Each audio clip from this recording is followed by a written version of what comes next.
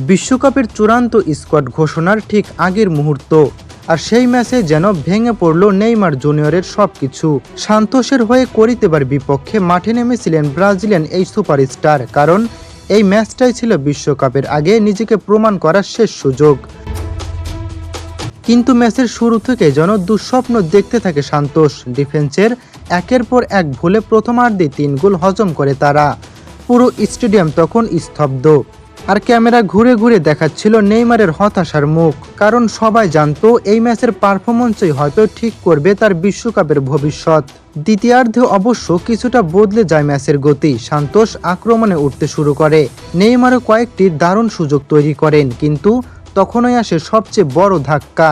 ৬৩তম মিনিটে হঠাৎ করে পায়ে আঘাত পান নেইমার জুনিয়র। ব্যথার সঙ্গে সঙ্গে মাঠের বাইরে চলে যান তিনি। মেডিকেল টিম তাকে চিকিৎসা দিতে শুরু করে, আর সেই মুহূর্ত থেকেই পুরো পরিস্থিতি উত্তপ্ত হয়ে ওঠে। রেফারির সিদ্ধান্তে ক্ষুব্ধ হয়ে তর্কে জড়িয়ে পড়ছেন তিনি। ক্যামেরায় দেখা যায় রাগে ফেটে পড়েছেন তিনি। উত্তেজিত কণ্ঠে বারবার কিছু বলতে থাকেন রেফারিদের। সোশ্যাল মিডিয়ায় মুহূর্তেই ভাইরাল হয়ে যায় সেই দৃশ্য।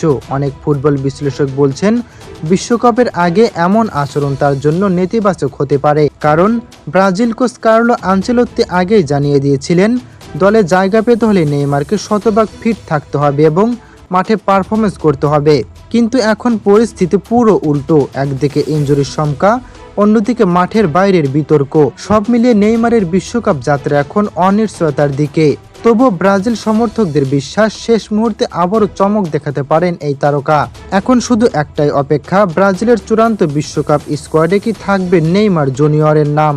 উত্তর মিলবে আগামীকালকে।